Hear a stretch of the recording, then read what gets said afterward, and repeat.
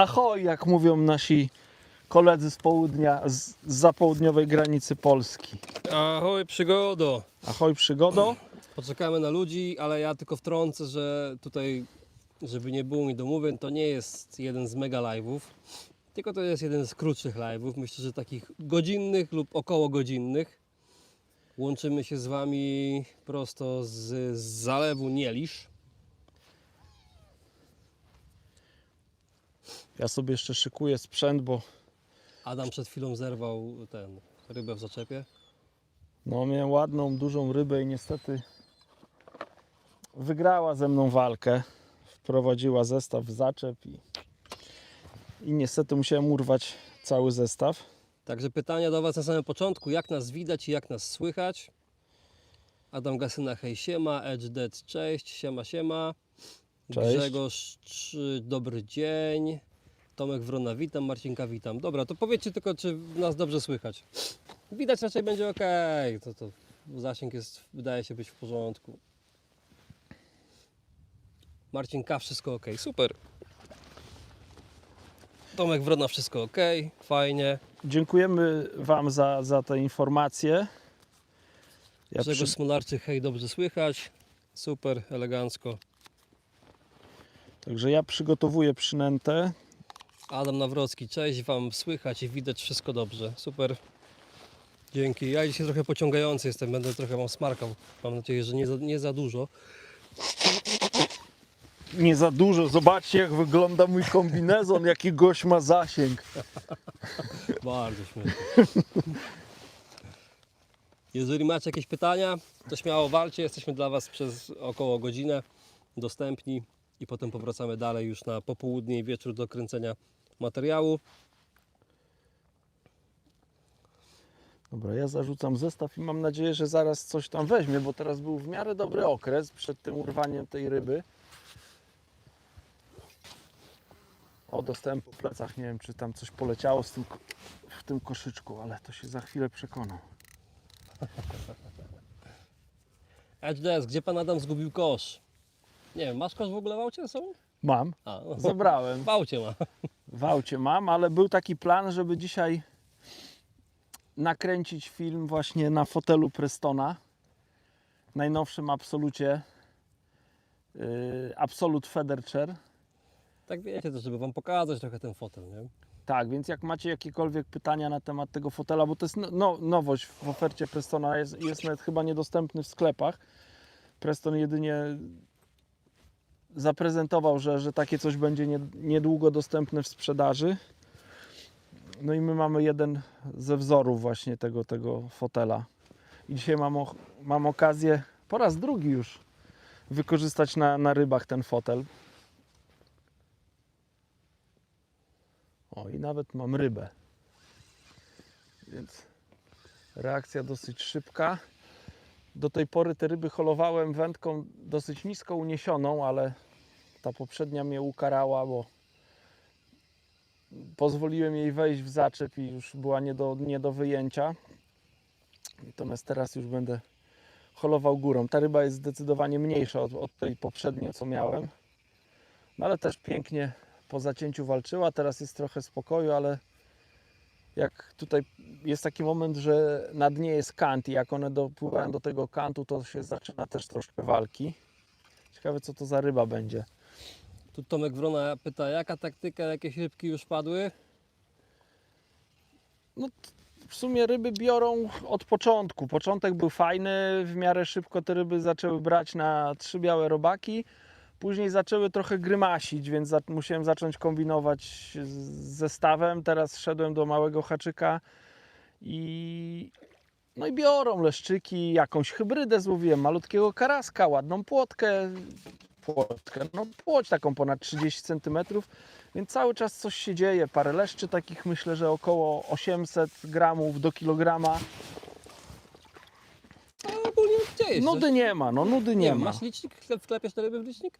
O, czekaj, co tam? Ty zobacz, to wydra, co to jest? Łasicka? Gdzie? A tu. No jakaś taka Taka jakaś łasiczka tam nam biega po brzegu. Marcin, cześć, siema. A jeszcze ktoś się pytał, jaka taktyka. Łowimy na feder klasyczny 45 i 30 metrów od brzegu, dwa Oj, miejsca. Nie ta strona.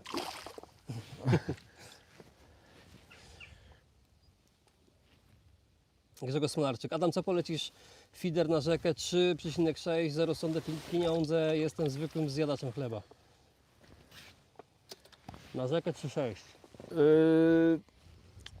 Chyba bym potrzebował więcej informacji o uciągu i o dystansie łowienia.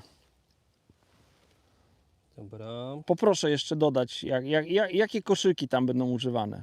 Artur L, cześć. Cześć Adam, cześć, cześć, cześć. Cześć. Mr. Lenin, cześć. Dariusz Krzesiński, cześć. Dobra, i to mam pytania o Mistrzostwa Polski. Sebastian Furmanek pyta, jak wrażenia po Mistrzostwach Polski? A użytkownik uniku SDDDSCWCSSS, Ojej.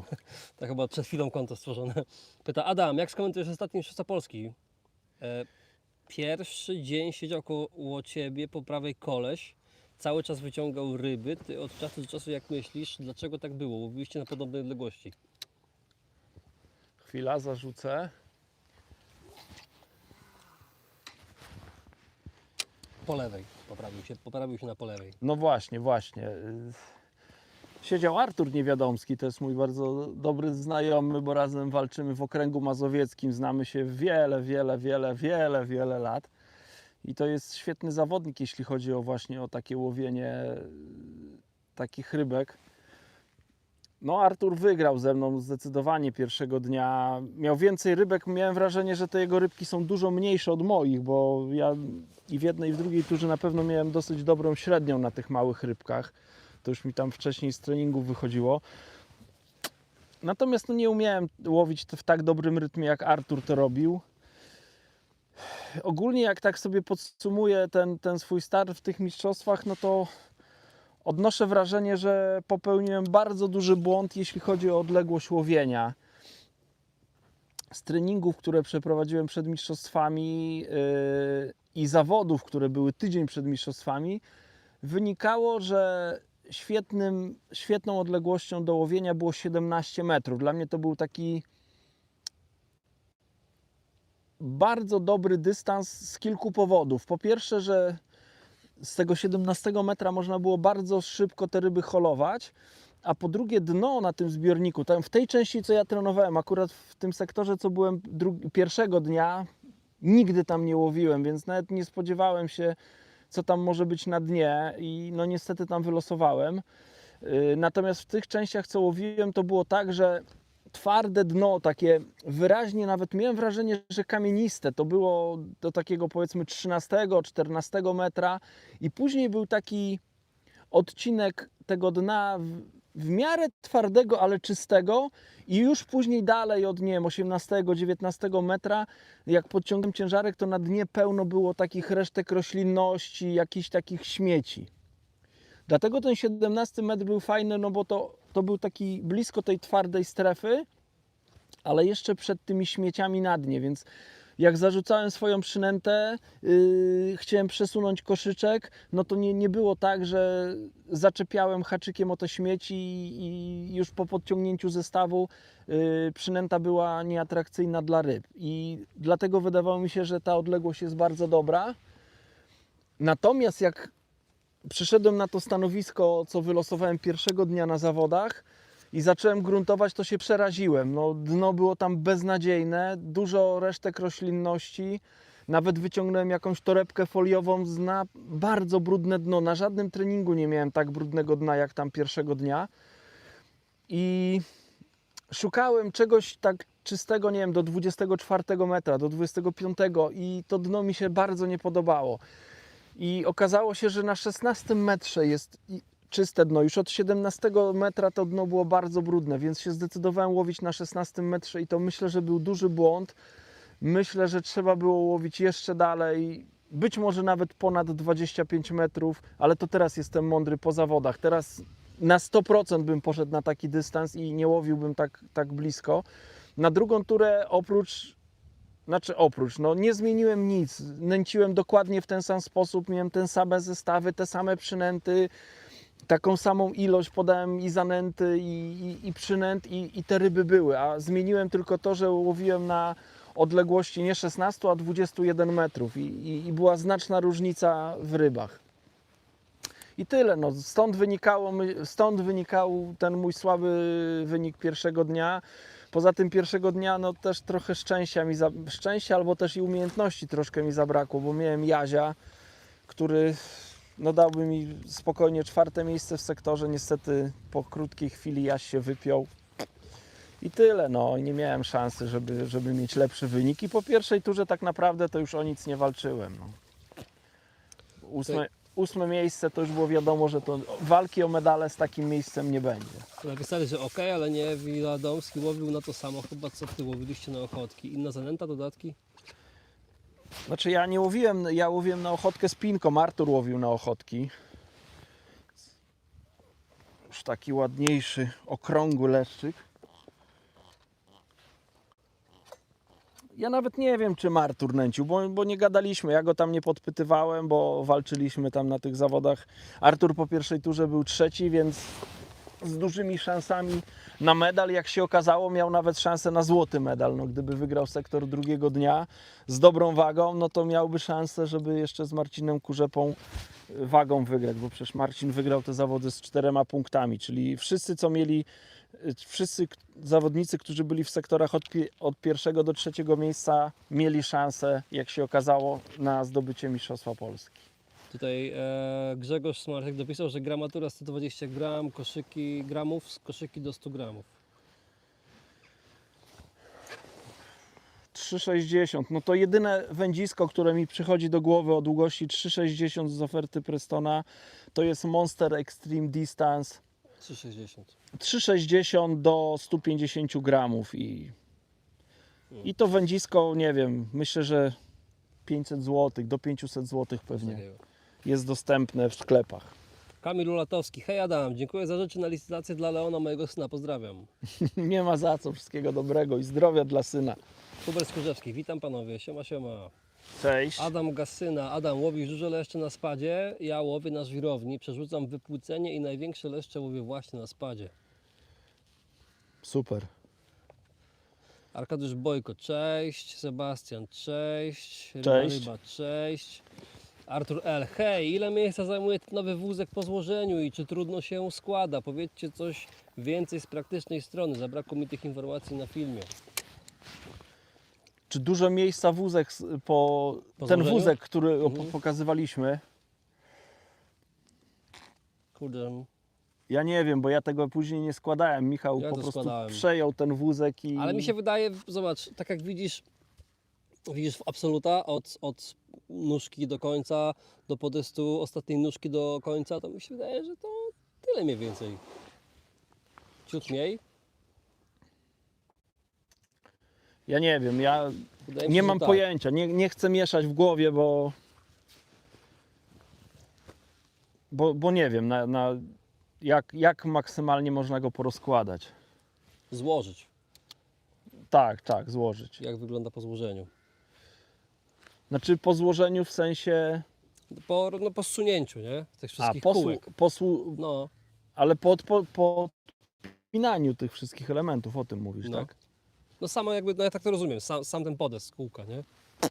No mi się wydaje, że to porównywalne jest do absoluta, tak jak patrzę na nie. Nie, mi się bardziej wydaje, że jak ktoś by chciał go na części pierwsze rozłożyć i ile to miejsca zajmuje, jakby te wszystkie barierki poodpinać i tak dalej, i koła, A, w ten no sposób. bo wiesz, jak ktoś ma vana, to sobie wrzuci w vana, czy tam busa wrzuci i się nie zastanawia, natomiast jak ludzie mają osobówki, no to już muszą sobie ładnie w tym aucie poukładać. Artur, bo... Artur, a co do składania, no to wiesz, no jak rozbierzesz go na części pierwsze, nie, odkręcisz kółka i wszystko i tak dalej, no to trochę się go składa, nie? No, tak można powiedzieć, nie? No ale nie jest to Nie, składanie nie jakoś jakoś tak, że nie wiem, tam- uciążliwe, no. Godzinę będzie sobie go składał, nie? Ale Jak już ktoś tam załapie, który element gdzie, no to idzie w miarę szybko go złożyć. tak. No lepiej to mi się wydaje zostawić teraz po prostu skręcone kółka, zsunąć go na maksymalnie. No tak, ale Tylko, że mówię ci, wtedy ludzie zajmuje mają już osobówkę. trochę, nie? Ja do siebie bym nie włożył z kółkami. To dla mnie to za duży mebel Okej. by był, jakbym miał z kółkami go wkładać. Harry, witam. Siema. Dzień dobry. Łukasz Suszek, cześć, na jakim dystansie dziś łowisz? Teraz jestem na dystansie 45 metrów. Jeszcze drugie łowisko, które nęciłem wcześniej, też trochę obławiałem, jest na 30 metrach. Te 30 metrów to jest za kantem, a 45 no to już powiedzmy na takiej otwartej wodzie. Ryba. Czy na Żerańskim warto zrobić 2 rodzaje zanęty, podleszcz i podpłoć? Planuję wystartować na zawodach pod koniec listopada. Rozumiem, że to jakieś zawody, eliminacje do Grand Prix Polski. Ja nie robię tam 2 rodzajów zanęt, nie szykuję się w ten sposób. Robię jedną zanętę. Natomiast myślę, że robakami można zróżnicować czy płotki, czy leszcze i raczej trzeba się będzie dopasować, bo będą pewnie rejony, gdzie będzie więcej leszczy, będą rejony, gdzie będzie więcej płotek. Więc ja robię jedną zanętę i jestem w miarę gotowy z przynętami, czy będą płotki, czy będą leszcze. Sebastian Starego, witam serdecznie. Dzień dobry panie Adamie. Cześć. Dzień dobry. Ryba dopytuje jeszcze, czy na kanale Żerańskim Aleksandrów potrzebny jest wózek, czy podjeżdża się pod stanowisko autem? Ale na Aleksandrowie niestety wózek. Niestety wózek. A to jest coś tam wzdłuż, tak się idzie, tak? To Znaczy tam normalnie wjeżdżało się niestety mieszkańcy, którzy tam się Okej, to jest wprowadzili. No, tam chyba jakiś jeden z nich ma jakieś mocne układy, bo zablokował tam w ogóle wędkarzy, więc nawet kiedyś było tak, że można było codziennie tam pojechać sobie na ryby i fajnie wędkować, bo bez problemu był dojazd. Tam jest droga. Później zaczęli walczyć z wędkarzami i zakazany był wjazd. Jedynie na zawody było dopuszczenie, że można było dojeżdżać, a teraz jest tak, że nawet na zawody nie wolno wjeżdżać. I po prostu zostawiamy auta na parkingu, pakujemy na wózek i się podróżuje. Więc zabierać układy jezdne, bo bez tego nie da rady. Słuchajcie, 150 osób na live, tylko 27 łapek w górę, także jak możecie tam poklikajcie łapki w górę, to będzie nas jeszcze więcej. Z góry dziękujemy. Artur L, tak jak Adam mówi, dokładnie chodzi o składania do osobówki. No rzeczywiście zabrakło, kurczę, z tego filmu. Myśmy to z kartonu wyciągnęli, w sumie do tego byśmy składali do auta. Ale tak jak miałem Ci zobrazować, no bo ja to wkładałem do swojego auta, no to sama ta rama taka bez kółek po złożeniu, to wydaje mi się, że to jest wielkość absolutna, nie? No i cała reszta tych pierdół, typu tam kółka i tak dalej, to wszystko to nie jest duże.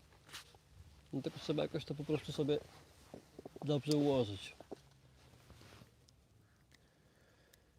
Sebastian, panie Adamie, gdybyś miał wybrać jedną wędkę na jezioro do 60 metra pod klasyka, do 500 zł, co to by było? Masz w ręku, nie? Tak, to mam tą wędkę w ręku, dzisiaj właśnie łowię, Inspire, z tym, że do 60 metra myślę, że to no teoretycznie da się tym zarzucić na 60 metrów, natomiast powiedzmy tak bezpiecznie do 50 metrów, no to jest właśnie Inspire 3,60 do 60 gramów, świetna wędka. Czy do 500 zł? Być może niewiele ponad. Około trochę 500. Ponad, no. Chociaż pewnie jakieś tam promocje minus 20% jak mają sklepy, A, no to spokojnie. myślę, że spokojnie do 500 zł ją wyrwiesz. Ale wędka jest świetna, naprawdę to świetny kij. Nie wiem, czy już jest w sprzedaży, bo to też jest nowość. Tak, chyba jeszcze nie ma. No. Ale Tak to jak w ogóle na tu dniach. widzicie, to i to stanowisko, na którym siedzę, czyli fotel z podnóżkiem, boczne tacki z jednej, z drugiej i to wędzisko, no to są nowości, które niedawno Preston zaprezentował. Kulka 007. Witam najlepszych wędkarzy. To wędkarza, ja to nie. Beata Rolik, witam ponownie. Cześć. Dzień dobry. Miłosz Noczyński, cześć. Pracownia Roztocze. Aha, stał Piotruś, poszedł. Tak, dzisiaj trzymajcie się, pracownia panowie. Roztocze jest naszym przewodnikiem tutaj, także Piotruś jeszcze raz pozdrawiamy teraz przez szklany ekran. Mati, cześć. O, tu trafił się troll. Arkadiusz Turbo pisze, haha, Górek jest lepszy niż ty. Pozdrawiamy Kacpra. Tak, Rajnak pozdrawiamy. Rampo, cześć. Kulka, mam takie pytanie, czy Preston myśli coś o nowym siedzisku? Coś będzie nowego? Bo półki nowe są ładne. Nowym siedzisku, ale co mówisz? O nowym koszu, czy o nowym fotelu? No bo w sumie i to wyszło teraz, nie? Adam na nowym fotelu siedzi, a nowy kosz to wyszedł chwilę temu, ten Very Light, nie? Tak, Także doprecyzuj. Krzysztof Turek, cześć. cześć. Piotr, cześć Adam, jak przygotowałbyś się pod względem przynęt, gdybyś łowił na dzikiej wodzie na metod feeder z nastawieniem na łowienie leszczy? Pozdrawiam, Piotr. Zbyt często tego nie robię, więc pewnie są na pewno są lepsi specjaliści ode mnie. Ale do łowienia na metodę pomimo wszystko wybrałbym dumbbellsy na leszcze. No, karpiarze, którzy polują na karpie, no nie bez przyczyny używają dużych kulek, czy w ogóle dużych przynęt, żeby... O, spadła ryba. Żeby pozbyć się leszczy, bo to jest taki niechciany przyłów, więc te leszcze potrafią naprawdę na duże przynęty brać, więc na pewno jakieś dumbbellsy bym przygotował. Białe robaki, ewentualnie dendrobeny, żeby łowić na kawałki dendroben i tyle. To wszystko. Bardzo ważny jest pelet 2 mm, żeby był do koszyczka i jakaś zanęta i już. Hary, trochę luzu, że live. Pochwala się, że Brzany Zwarty, 21 września, godzina 1:30 miała 73 cm. Ile? 73. 8? 73. A, 73. Świetnie. Trochę luzu? No nie, to wiecie, to nie o luz chodzi. No, tak jak zaobserwowaliście od jakiegoś czasu, no my staramy się nawet na tych live'ach z Wami łączyć podczas takiego naszego zwykłego dnia filmowego i to też nie chodzi o luz, po prostu chcemy na tą chociaż godzinę się połączyć i trochę z Wami pogadać. I tu nawet, żeby było śmieszniej, myślałem, że będzie luz, bo w momencie, kiedy tego live'a ustalałem i wrzucałem filmiki na, nie wiem, relacje czy na Facebooka, to te ryby siadły i mówię, dobra, czyli to jest dobry moment. Zacząłem tu się grzebać, ogarniać, jeden leszcz, drugi leszcz, trzeci, praktycznie ryba po rybie, nie? I mówię, dobra, odpalamy. Mam nadzieję, że jak się rozłączymy, to jeszcze dalej Adam będzie je łowił. Paka, skąd jesteście? Daleko macie do Nielisza? No Pinezek nie będziemy wysyłać na nasze chaty, ale Adam centrum Polski, a północ Polski, także kawałek. Stanisław Kuchta pisze, że masz branie z tyłu.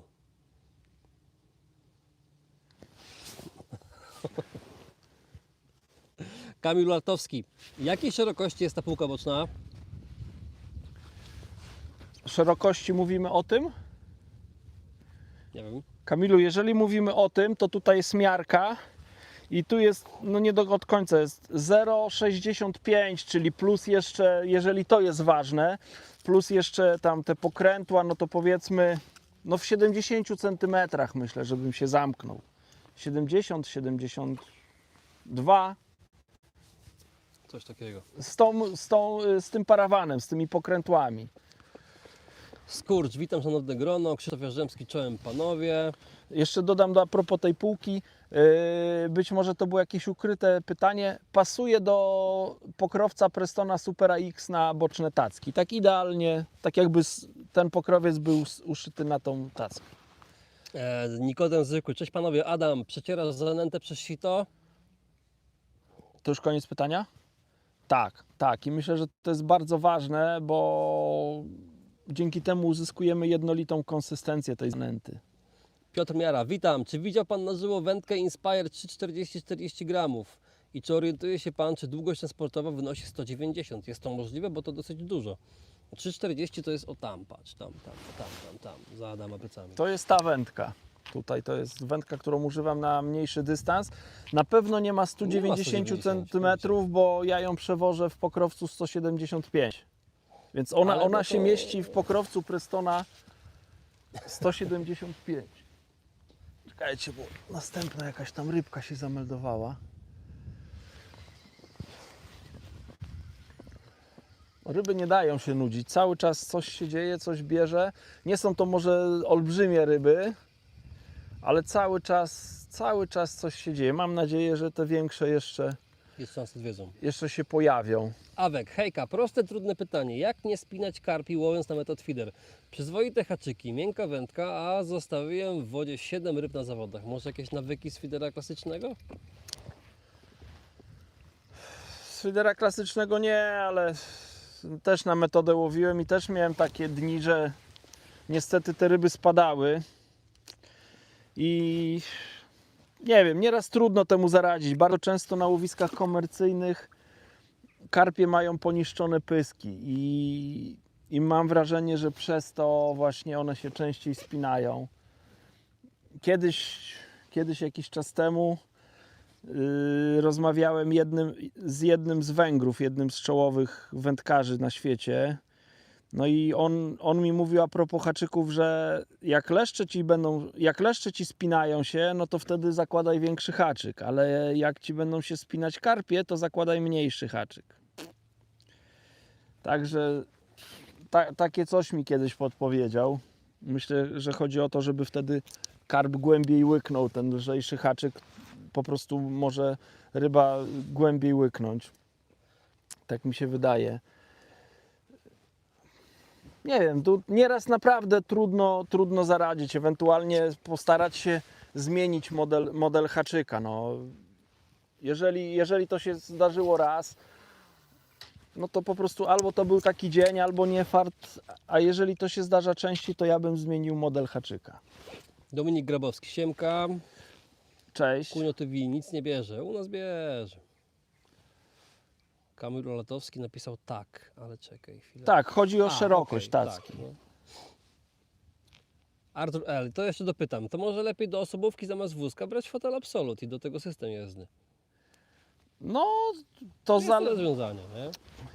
Tylko, że to Słuchajcie, no zależy co kto potrzebuje. Wózek to ja bym powiedział, że to już jest takie narzędzie do transportu dla takich wędkarzy najbardziej wymagających, którzy mają dosyć dużo tego sprzętu. Ciężki kosz do przenoszenia, parę toreb, wiadra i tak dalej. Natomiast jak ktoś nie musi dużego dystansu pokonać, nie ma zbyt wielu toreb, to ten fotel z układem jezdnym jest bardzo komfortowy. Poza tym siedzenie jest też bardzo komfortowe, jak ktoś potrzebuje oparcia na przykład, no to też jest komfortowe. Podnóżek, ta konstrukcja cała w ogóle jest bardzo stabilna.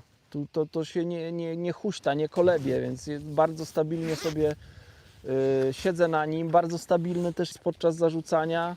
Więc jeżeli ktoś nie potrzebuje kosza, nie wiem, nie startuje w jakichś zawodach, to oczywiście, że fotel wystarczy z układem jezdnym i nie trzeba daleko przetransportować, no bo tutaj wózek można powiedzieć, że się tylko pcha, a tutaj trzeba jeszcze tak jakby, bo tu, ten układ jezdny do fotela to jest trochę taki jak taczka, to tak Taczka, jakbyśmy tak. taczkę pchali przed sobą. dobre porównanie. No i tyle, no. To ładny, nie? Miedziany, Ale to tak już mówiłeś dzisiaj, nie? miedziany grafitowy, no. To nie jest ta dwuja, na którą czekamy i pewnie trafi się na live i nie będzie nagrana do filmu. No ale to już jest ponad kilo, myślę. No właśnie patrzę, że to nie jest największy dzisiaj. Rybson, cześć Adam, czy wiesz kiedy dostępne będą w sprzedaży nowe kombinezony wodoodporne? Rybson, niestety my nie mamy takich informacji, ale zazwyczaj jest to tak około miesiąc, półtorej po premierze filmu, no jeszcze chwilę. No 100% ponad kilo ryba, ja czuję w ręku, widzę. 100%. Piotr, o dzięki Adam za odpowiedź i pozdrawiam. Dominik Grabowski, proszę powiedz mi maestro, jaki komplet spodni i kurtka byś wybrał na pogodę taką październik, listopad? Bo Celsjusz mam, ale za ciepły na tę chwilę. Zastanawiam się nad DF Light lub DF Hydro. DF Hydrotech polecam, ja go mam teraz na sobie, naprawdę fajny kombinezon. Tylko to jest kombinezon przeciwdeszczowy, to nie jest kombinezon, który będzie Cię ocieplał, więc ja o tej porze właśnie październik, listopad używam tego typu kombinezonu, ale pod spodem zakładam bieliznę termiczną, bluzę Celsius, to bardzo polecam, żeby jeszcze mieć bluzę Celsius, ona jest tak jakby podwójna, ewentualnie jak jest bardzo zimno, no to jeszcze dokładam jakąś kurteczkę i to jest wystarczające. Fiderowy rozwój. Pozdrawiam panowie, mam nadzieję, że nie liczb po kilku latach przerwy się podoba i obdarzę fajnymi rybami. O, tu jest ktoś bardzo dobrze zorientowany, że po paru latach. Tak, bo ja tu byłem w 2019 roku na eliminacjach do Grand Prix Polski. W ogóle moje starty federowe na takim wyższym poziomie właśnie zaczęły się od Nielisza, bo tutaj na tym zbiorniku zająłem 5. miejsce na eliminacjach, no i uzyskałem awans do Grand Prix Polski. Tefi Steve, tacka jest mega, jaka jest waga półki? Można pokazać jak się wypina parawan, pozdrawiam. Kurde, wagi półki chyba tak z głowy nie weźmiemy. Nie, wagi nie Ja też podam, nie bo ten. tego nie wiem, natomiast zaraz chwilę pokażę, zarzucę zarzuci i i pokażę. pokaże, no. Nie wiem, czy ryba mi da, bo jak widzicie, rybę odkładam w wędkę i od razu jest branie, ale spróbuję to zrobić bez topienia plecionki, więc będzie chwila czasu. Zygi 87, a zbiornik nie lisz w jakim województwie? Ja nie wiem jakie jest województwo. Czekaj, a to nie jest lubelskie? Chyba lubelskie, nie? Harry, czy Marcin Kurzepa jest rybą lub ma tam rodzinę, czy znowu mistrz Polski? Nie, no Marcin Kurzepa jest świetnym wędkarzem, ma niesamowity instynkt nosa. O, miałem rybę, ale chyba się nie zapięła. Dobra, zostawię i pokażę tą wypinanie się tej.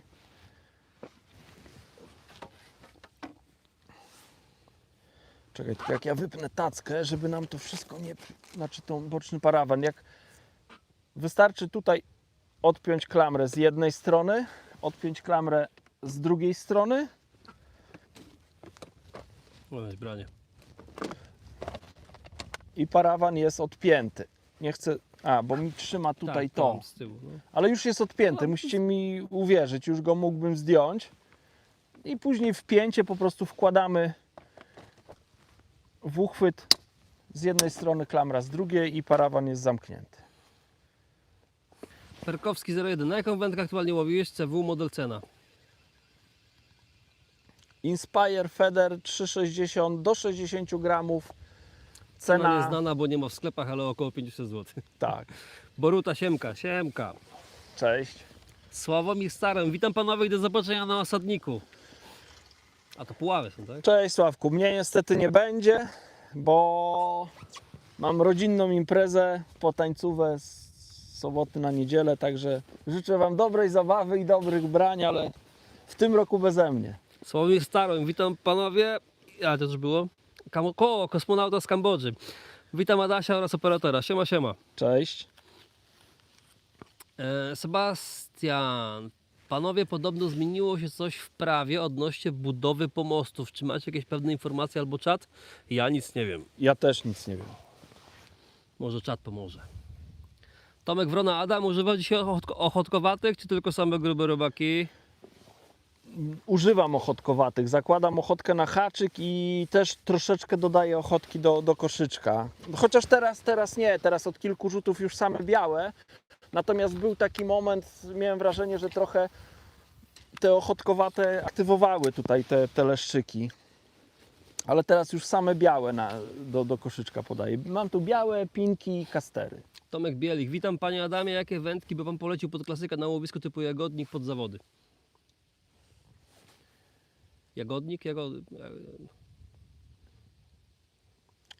Znaczy jagodnik to nie znam, może jagodno, jeśli o to chodzi.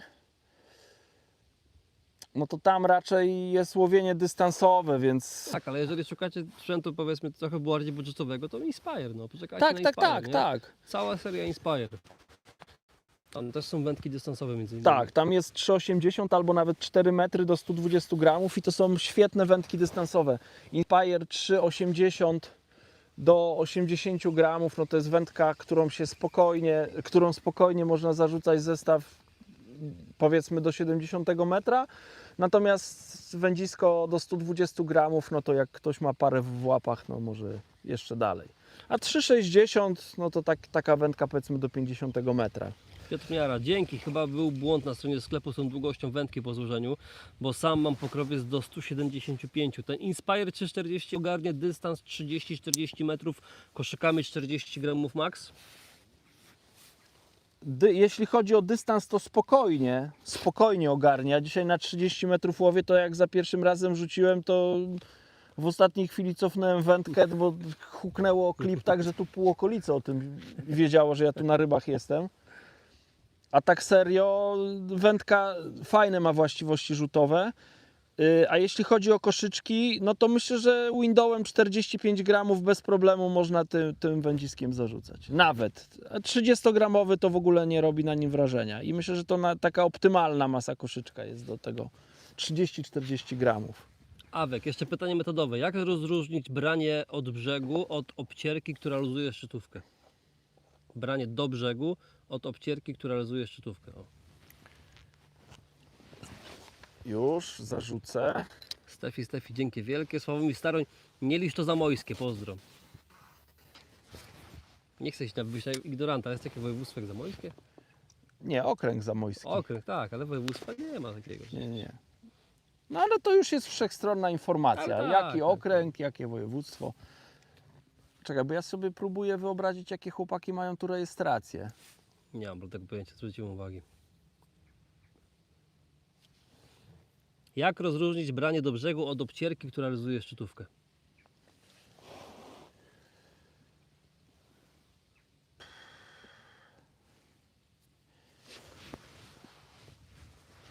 No branie do brzegu to tak jakby według mnie jest bardziej gwałtowne niż takie zluzowanie szczytówki poprzez ocierkę, no bo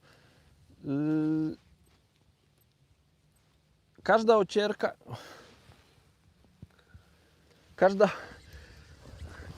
no widzicie, nie dają się te ryby nudzić, cały czas coś się dzieje. Jak ja tu będę pilnował dobrze czasu, jeszcze 24 minuty. Ocierka, no to najpierw jest powiedzmy wolne przygięcie szczytówki, no i wtedy może nam ten koszyczek przeskoczyć. Natomiast branie to jest przeważnie szybsze przygięcie szczytówki i wtedy ja tak bym na to patrzył. No.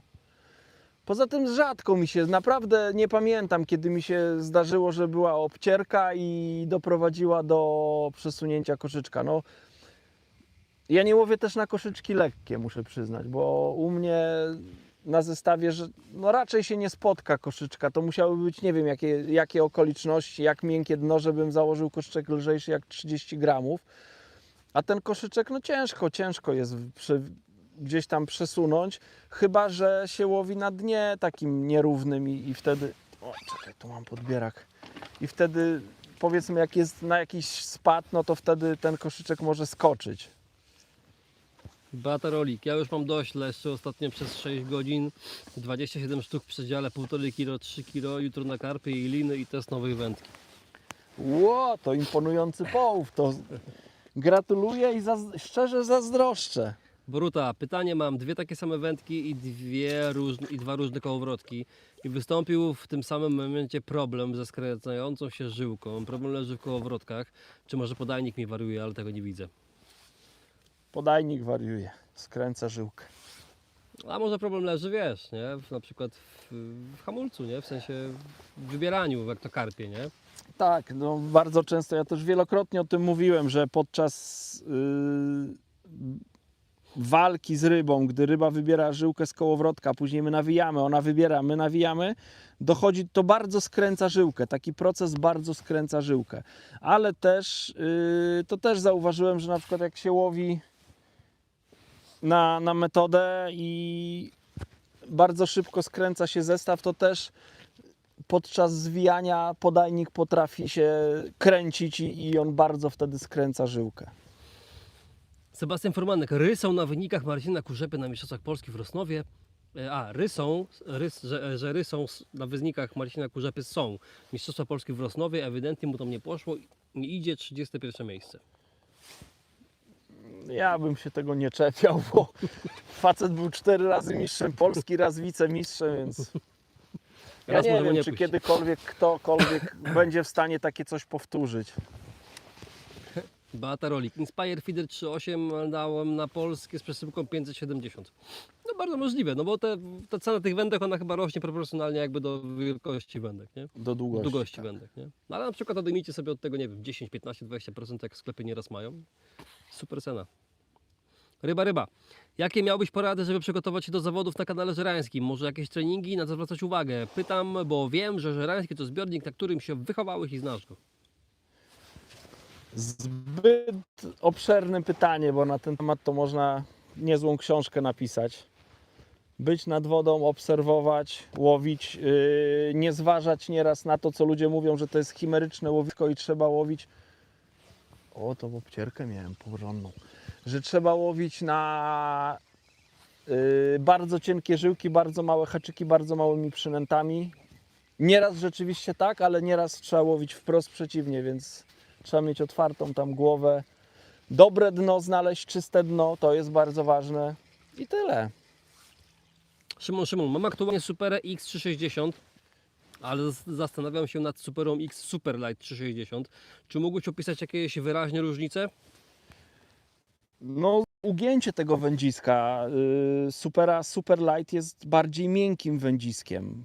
Zarówno ta akcja rzutowa jest miększa, jak i po zacięciu ryby. No to i uzbrojenie tej wędki w przelotki, trochę cieńszy blank, cieńszy w sensie tutaj bardziej smukły ten blank. Więc no to są dwie różne wędki. No i wyrzut, ciężar wyrzutu tej Superlight jest chyba do 40 gramów, więc to jest takie Super light, tak jak nazwa wskazuje, super delikatna do łowienia bardzo chimerycznych ryb na cienkie przypony, małe haczyki. Taka wędka, która daje bardzo dużo frajdy z holowania, bo się dosyć mocno wygina. Kordy pyta, czy złapałeś karpia. No w życiu nie jednego, ale dzisiaj na pewno, dzisiaj nie. Nie, nawet na haku nie miałem dzisiaj karpia. Clay Williamson, what are you fishing for? Carp? No, bream, skimmers, roach, carasio, silverfish, let's say. Tomasz Zwoliński, witam mistrzu, zanęciłem 4 koszyki z dodatkiem pinki kukurydzy, jasnej zanęty w słoneczny dzień na rzece i zamiast odstraszyć drobnicę, to zwabiła ją brania co 2, max 4 minuty. Co dodać na większe ryby? No, grubszą frakcję na pewno jakąś. Nieraz się tych drobnych ryb nie da pozbyć, po prostu trzeba łowić i liczyć na to, że ruch przy naszym łowisku spowodowany przez te małe ryby zachęci duże ryby, żeby tam odwiedzić też nasze łowisko. Jak te większe ryby przypłyną, to po prostu te małe odpływają. A nieraz grubsze nęcenie po prostu, zamiast używać zanęty, to albo zanętę o grubej frakcji, albo co? Albo odpiął się bardzo grzeczny, nie musiałem się brudzić. Albo ziarna. Konopie, pęczak. Nie wiem, są wędkarze, którzy jak polują, nie wiem, na jazie, klenie, używają grochu, binu, czy na leszcze tak samo, więc w ten deseń. Tylko raczej takie łowienie, no to już wymaga, nie wiem, czy tak z marszu można łowić, ja nie próbowałem. Więc być może potrzebne by było wtedy jakieś takie jeszcze nęcenie tego łowiska wcześniej, długotrwałe. A nieraz po prostu trzeba czekać, ewentualnie zamiast pinek zastosować białe robaki i tyle. No to jest na pewno taka przynęta, po pierwsze, którą szybciej się te małe ryby nasycą, a nieraz może być dla nich nieatrakcyjna. AK Craft Feeder, ile już trwa live? 43 minuty. Toro Fishing, cześć, będzie porównanie nowych badyli z serią Ascension? Tak, mam to w głowie, zrobimy to. Tak? Chcesz takie porównanie? Tak, już w poprzednim live też pisali ludzie. Łukasz Stawiasz, cześć, na jaki podajnik łowisz? Gramaturę i rozmiar, pozdrawiam. Łowię koszyczkiem open window zabudowanym. XL wielkość, czyli największy, 45 gramów. Awek, czy impregnujesz czymś kombinezonem wodoodpornym? Nie impregnowałem. Ale zdarzało mi się, że jak prałem, no to prałem w specyfikach takich, które są przeznaczone do odzieży takiej z membraną outdoorowej i płukałem też w płynie, który jest do tego przeznaczony. Czy tam płynie, który zawiera impregnat. Julian, cześć, Dorota Zając, cześć. Plus dodatni, witam i pozdrawiam. Piotr Miara, tak pan obserwuje i zawsze pan po zarzuceniu napina plecionkę. Rozumiem, że to jest sposób na szybsze zatopienie. Nie boi się pan, że przesunie pan koszyk? Nie, 45 gramów to jest bardzo ciężko, żeby go przesunąć. No, myślę, że czuję w palcach, na ile mogę sobie pozwolić. Zdarza mi się, że tej linki nie zatapiam, natomiast dzisiaj, nie zatapiam, gdy jest na przykład bardzo duża fala, bo ta fala powoduje... Ojejku, to znowu ryba, jakbym miał narzekać. Ta fala powoduje, że jak przelewa się przez przelecionkę, no to ją dosyć szybko zatapia, natomiast jak jest taka nieduża falka albo flauta, Najgorsze jest nieduża falka i wiaterek, bo plecionka bardzo wolno tonie, a falka powoduje, że się wybrzusza ta nasza plecionka. Dlatego wolę ją zatopić. I też taka plecionka, która pływa po wodzie, a brania są delikatne, to nieraz falowanie, takie falowanie, które jest na powierzchni, to też nieraz może nas mylić i... O, wypięła się ryba. I wskazywać jakieś tam fałszywe brania. Także wolę zatopić bez obawy, że przesunę koszyczek, a nawet jakbym go przesunął, to ja się tym nie martwię. To nie jest metoda, czyli metod Feder, gdzie zależy mi, żeby podać przynętę tak jak wisienka na torcie, tylko no jak się przesunie koszyczek, no to się przesunie i tyle. No chyba, żeby były jakieś śmieci na dnie, no to wtedy by mi to przeszkadzało. Krzysiek, jak podsumuje pan MP w Rawie? Krzysiek, musisz przewinąć sobie tak z 20 minut w tył. Tam Adam wszystko dokładnie uopowiadał. Znaczy wszystko to pewnie nie, bo ja tam ogólnie opowiedziałem, natomiast myślę, że jeszcze przyjdzie czas na takie podsumowanie, więc też nie chcę palić tematu. No. Boruta, pytanie. Szukam wędki do rzutów do 60 metra. Aktualnie mam 10-stopową, ale ograniczam jej do 40 metrów. Próbować z wędziskiem 11 stóp, czy od razu iść 12? Od razu w 12. Od razu, proszę się nie zastanawiać. Dominik Grabowski, jeszcze jedno pytanie. Czy Euro MCX4 tyczki będą w UK dostępne, czy będzie trzeba zamawiać z Polski? Aha. Oj, tego to nie wiem. To bardziej u lokalnych dostawców Prestona trzeba zapytać, czy to jest też... No ale jak to jest na europejski rynek, to może u nich nie może być. być, Nie? no tak. Może nie być. Bo to jest Euro MCX, tak? Tak. No, to raczej nie nie będzie. u nich. Awek, co sądzisz o zatopieniu plecionki przy łowieniu na feeder, tak jak na łowieniu maczem, przez włożenie szczytówki do wody i szarpnięcie do góry? No nie, to ja tak... Dla mnie to nie jest dobre rozwiązanie, bo ktoś tu wspomniał o szarpnięciu koszyczka. Mimo wszystko zależy mi, żeby tego koszyczka nie poruszyć, przynajmniej w tym pierwszym momencie. A myślę, że takie szarpnięcie to... No nie wiem, to takie... Szczególnie jak miałbym ryby w łowisku, to wyobrażam sobie, że mógłbym sobie popsuć to łowisko poprzez takie szarpnięcie i gdzieś tam zahaczenie o rybę, to mógłbym sobie wypłoszyć ryby, więc nie. AK Craft Feeder, jaki rozmiar kołowrotka Extremity do kija 360-80 gramów? 520 czy 620? 3,60-80 gramów? No to zależy, gdzie kto łowi. No jak się łowi, nie wiem, tam do powiedzmy 50 metra, no to bym wziął pewnie 520. Jak ktoś będzie łowił, nie wiem, na dystansie większym jak 50 metrów, do tego w rzece gdzieś tam duży uciąg, no to też bym raczej wziął 620. Ale myślę, że jeden i drugi to będzie dobry wybór. No. Artur L. Kiedy generalnie sięgać po koszyki Absolute Window zamiast Hack Smash? No to zależy od tego, co się chce uzyskać. Koszyczki Absolute Window, no to są koszyczki, które bardzo dobrze transportują, oprócz właściwości rzutowych, bo według mnie koszyczki typu Window mają najlepsze właściwości rzutowe ze wszystkich koszyczków. Żadnym koszyczkiem według mnie nie da się tak daleko i tak celnie zarzucać jak koszyczkami typu Open Window. To jest po pierwsze, ale oprócz tego, że chcemy uzyskać dystans, no to się trzeba zastanowić, co chcemy uzyskać, bo jeżeli zależy nam, żeby transportować zawartość koszyczka na dno, na przykład jak jest głębokie łowisko i nie chcemy gdzieś tam po drodze stracić tego, co chcemy podać, czy na przykład właśnie w toni są drobne ryby i chcemy tak podać nasz towar, żeby nie zachęcić tych drobnych ryb do spłynięcia do dna, czy do przechwycenia naszej przynęty, no to wtedy Open Window, gdy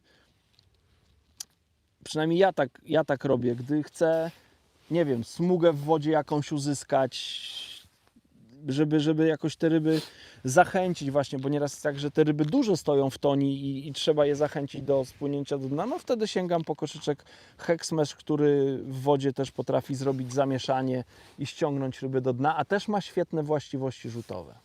Sebastian K. Witam, pęczek jak najbardziej na leszcza, dobry, nie za miękki, nie za twardy. Krzysztof Turek, porawia takie leszcze to dobry reset. Rafał Karolewski, cześć, mam pytanie. Wędka Inspire 360 A wcześniejszą wersję w tych samych parametrach, jaka jest różnica oprócz przelotek? Cena będzie pewnie podobna. Dzięki za odpowiedź i pozdrawiam. Do Ascension, tak? Porównanie. Chyba troszkę miększe szczytówki. Mam wrażenie, że w serii Inspire są troszkę bardziej miękkie szczytówki jak w Ascension. A w Ascension już były dosyć takie ciekawe te szczytówki, dosyć miękkie. Szata graficzna na pewno i przelotki. Natomiast jakie inne właściwości? Nie wiem, bo powiem szczerze, nie porównywałem. Nie miałem w ręku naraz jednej i drugiej, żebym mógł je porównać. Ja Ale głównie zrobimy łowię, taki film, więc jakby pokażemy Wam. no to już.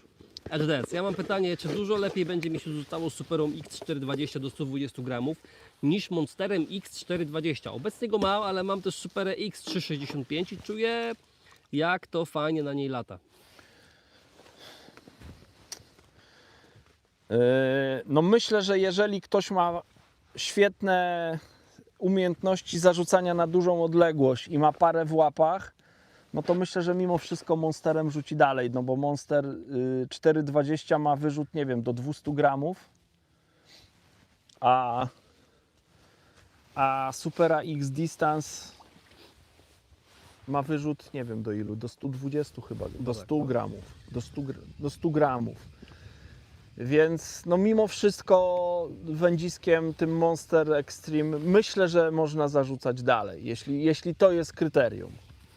Ale jeśli chodzi o frajdę z łowienia, o nie wiem, ugięcie podczas holu, no to myślę, że Supera X Distance no, będzie dawać większą frajdę. Krzysiek, czy Pan często łowi na Wiśle między Nowym Dworem a Kępą Polską? Może polecić jakieś miejscówki na Leszcza? Nie łowię, Chyba nie byłeś nigdy. nie, chyba nie byłem. Szef Igor, pozdrowienia z pracy przy komputerze, zazdroszczę spędzonego czasu na rybkach. Pozdrawiam, Dzięki, pozdrawiamy. miłego dnia. Tanios, witam. Jak po mistrzostwach Polski ponowne losowanie rozdawało karty, a nie umiejętności? No to jakiś troll wędkarski. No nie, trudno powiedzieć, że losowanie, na pewno losowanie było ważne. Bez tego no nie można było, myślę, tutaj zrobić dobrego wyniku.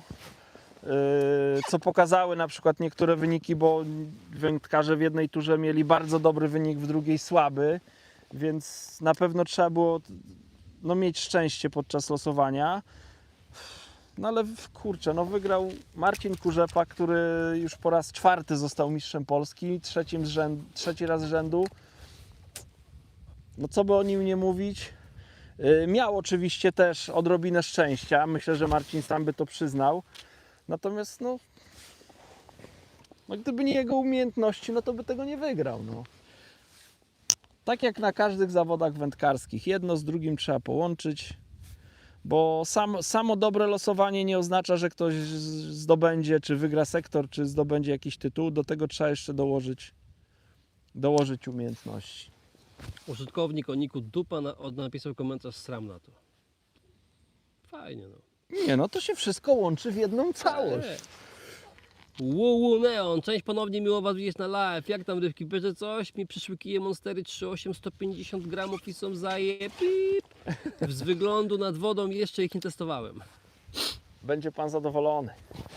A czy coś bierze? Bierze. Teraz cały czas bierze. Tak, nie są duże ryki, ale cały czas biorę. Ja się zastanawiam, bo już był moment, że one słabo brały, trochę się wycieniłem i teraz one biorą. No i ciekawy jestem, czy jak znowu pójdę w grubszą żyłkę, większy haczyk, czy przestaną, bo cały czas, jak widzicie, Cały czas. mam brania. Słuchajcie, ostatnie 6 minut live'a. Zobaczymy, postaram się poczytać komentarze wszystkie. SDD, DSC, WC, SSS. Mam pytanie, czy Ty nie jesteś zakładnikiem marki Preston, tak jak Costera Matrixa? I to w jakiś sposób wpływa na Wasze wyniki, szczególnie na zawodach? Ale wpływa negatywnie, czy Nie wpływa wiem, pozytywnie? jesteś zakładnikiem? No zakładnikiem nie jestem, no jestem, jak to napisali w umowie, ambasadorem marki. To nie wiem, czy to jest zakładnik. Pewnie też tak można to określić. No. Jestem Słuchajcie, no mocno tak, ale związany wiecie, z marką Preston. Jak ktoś jest człowiek, który prywatnie i tak by tego używał, no to jaki to z niego zakładnik, nie?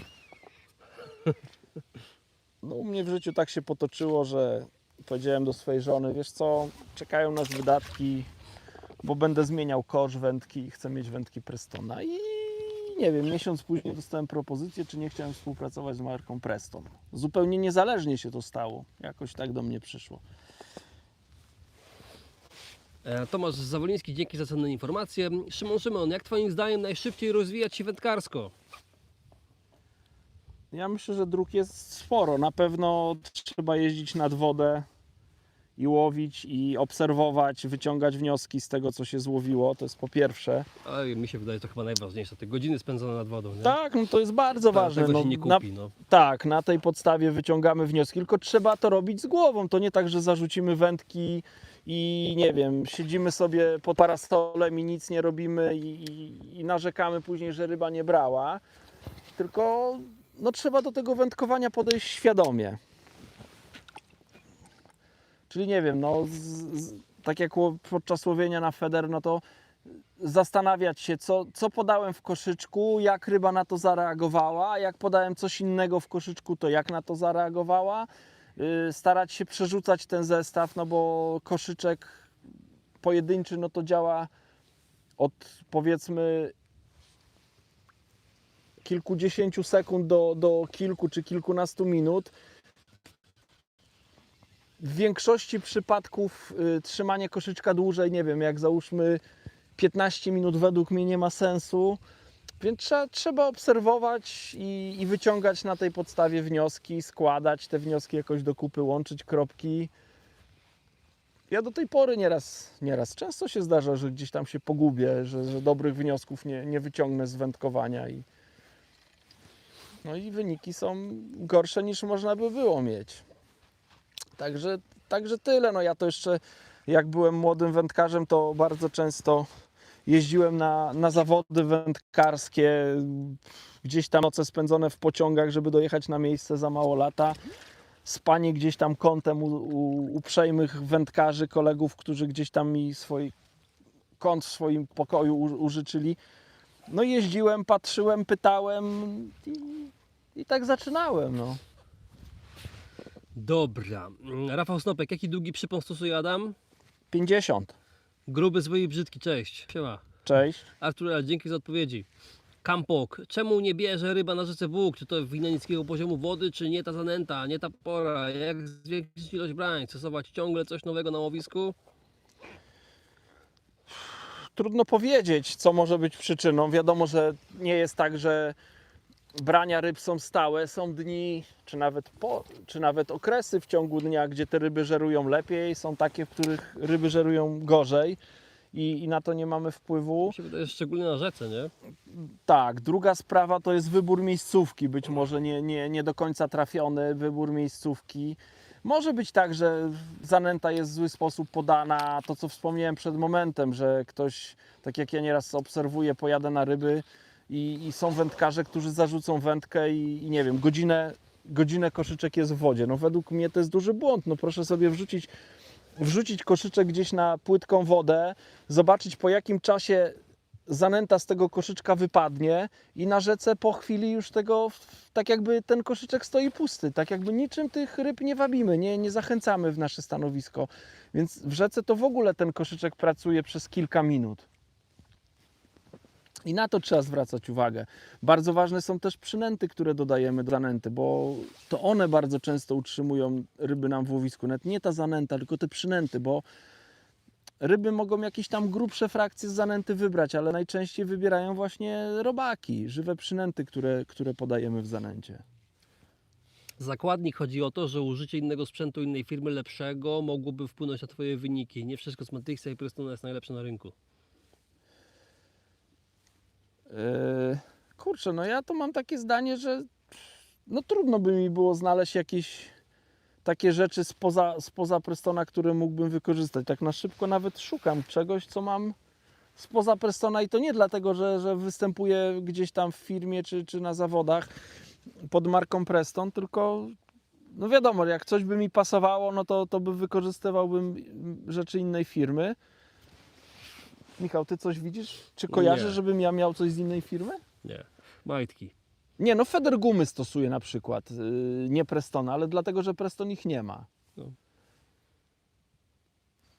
I Sebastian tyle, a tak, Furman... No. tak to stosuje praktycznie wszystko Prestona. Uważam, że to są świetne produkty. Sebastian Furmanek, a na zawodach używasz tylko Lancet Bite czy różnych marek? Używam różnych marek. Wędkarstwo Maciej Potrawiak, witam wszystkich. Siema, siema, ale już na końcówkę zdążyłeś. Cześć. Także zapraszamy do retransmisji. Awek, jaki często serwisujesz swoje kołowrotki? Rzadko. WW Neon. Panie Adamie, proszę powiedzieć, czy kołowrotki Extremity SD520 to dobry wybór do monsterów? Do Monsterów Extreme? Bo do Monsterów to tak, do Monsterów Extreme to chyba bym 620 wybrał. Większy model. Ewentualnie do Monsterów Extreme, nie wiem, 4-metrowych, do łowienia na bardzo dużym dystansie, to nawet Extremity XTR bym wybrał. Karol Makow napisał, panie Adamie, szczytówki od Tomka Drewniaka nie są z Prestona. A, tak, trafione, tak. Jak trzeba wskazania delikatnych rybek mieć, tak, to mam, rzeczywiście. Tanio, z tego co oglądam relacje z Powika, z zawodów, to bardzo wszyscy narzekali, że w tym roku takie łowiska były, że losowanie decydowało. Na zawodach często losowanie decyduje, no ale nie o wszystkim, nie? Dobra, ostatnie pytanie, bo mamy 61 minutę, także ostatnie pytanie. To już godzina minęła naprawdę? No, Ojej. Krzysiek pyta, jak wyglądały przygotowania do zawodów typu MP? Czy robisz większy rekonesans, czy tylko oficjalny trening? Akurat w tym roku to tak sobie postanowiłem, że dużo więcej czasu i pieniędzy i energii swojej poświęcę na przygotowania do Mistrzostw Polski, no bo łowisko w Rawie to po pierwsze, ja uwielbiam to łowisko, zawsze mówiłem, że ja uwielbiam to łowisko, kocham je, natomiast ono nie odwzajemnia mi swoich uczuć. Więc postanowiłem, że troszkę więcej czasu poświęcę na treningi. Jeździłem tam, kilka razy byłem przed zawodami, wziąłem udział w zawodach, które poprzedzały te Mistrzostwa Polski, więc dosyć dużo czasu poświęciłem na treningi. No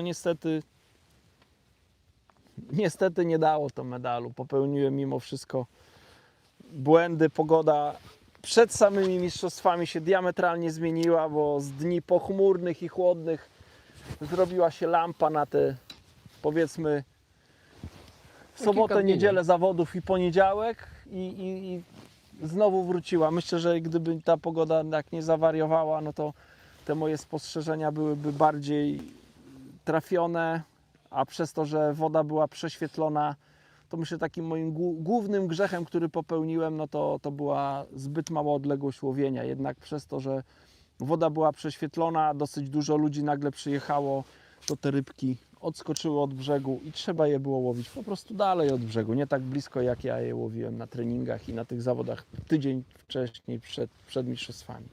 Harry, wszyscy są tak zaobserwowani live, że zapominają łapce, co nie? Ja oczywiście walnąłem. Dziękujemy. Dzięki za Wędkarstwo przypomnienie. Maciej Potrawiak, gdzie dziś łowimy? Nielisz, Wojtek Pogórzycki, siema panowie. Trafiłem na Cześć. koniec, pozdrawiam serdecznie, widzę, że rybki gryzą. Tak jest, słuchajcie, gryzą i tak jak mówiłem, godzinka, mamy ponad, także żegnamy się z wami. Fajnie było się chociaż na tą chwilę złapać. I co mogę powiedzieć? Myślę, że w przeciągu... Myślę, że za 2 tygodnie, ale to jeszcze ustalimy, ale myślę, że za 2 tygodnie zobaczymy się z Wami na kolejnym mega live'ie, takim tym naszym 7-8 godzinnym live'ie. I myślę, że to będzie za 2 tygodnie. Oj. Także tak, zostawiam Was z tą myślą. Zostawiamy Was z tą myślą, no i co, dzięki, że byliście. Tak, z góry dziękujemy, że byliście, dziękujemy, że pytaliście. Też dziękujemy tym wszystkim, którzy gdzieś tam w retransmisji nas obejrzeli i do zobaczenia następnym razem. Na razie.